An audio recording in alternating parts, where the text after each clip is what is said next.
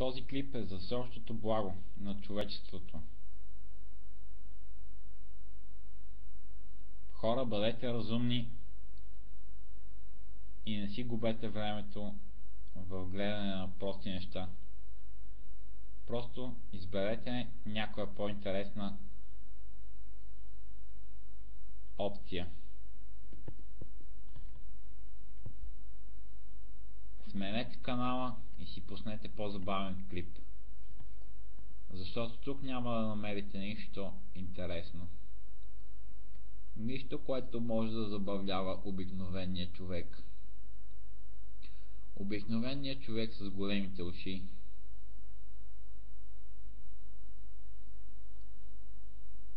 Който се радва на големи уши, той сухти добре.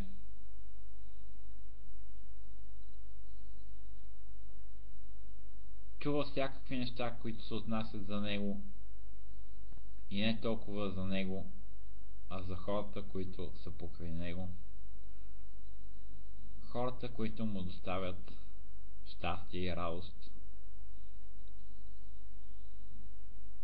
Не всичко е толкова банално, колкото изглежда на пръв поглед, защото времето е пари.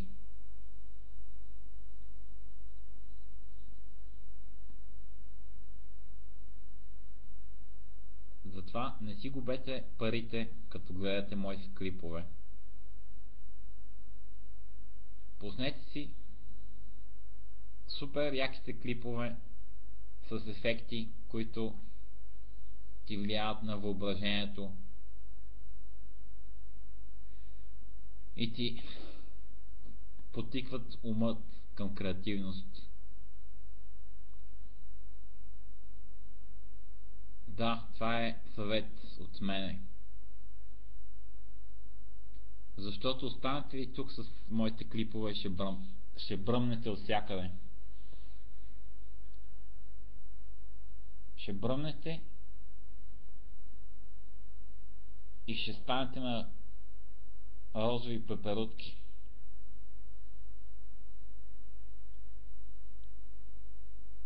Хората покрай вас може да се превърнат на зайчета и да се изтропват в озглавничката ви. Кръгли малки черни топченца, наподобяващи захарен памук. Аз ви предупредих, не гледайте моите клипове, но след като вече веднъж сте на тази страница,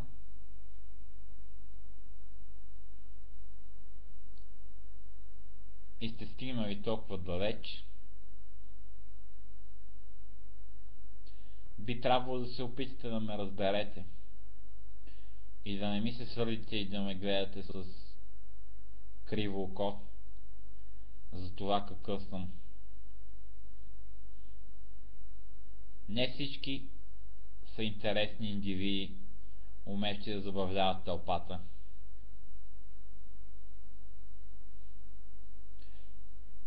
Някои са пионери в тази дейност, герой на социалистическия труд,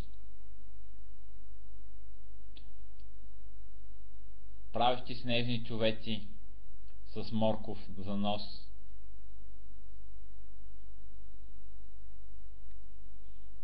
забавлявайки малките деца.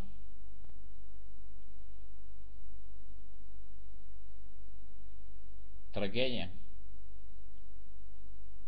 Аз ви предупредих, не гледайте тези клипове, защото не може да намерите нишка на подреденост в тях.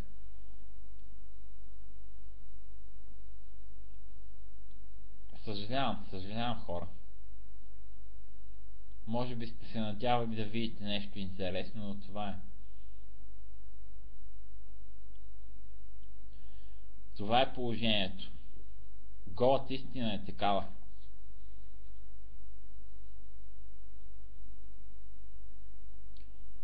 Извънземният свят завладя планетата. Хората всички станаха странни, не подлежат на описание.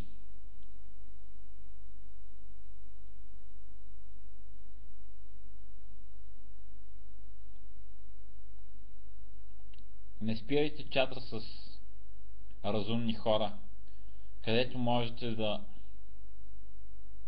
получите отговори на вашите умни и не чак толкова умни въпросчета.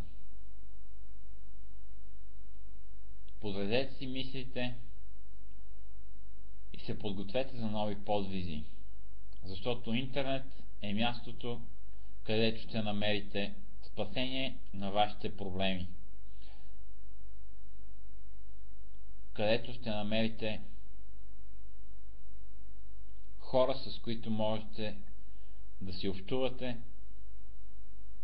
без да се потискате от това какви глупости говорите. Хора, които могат да ви разберат, хора, които обичат да четат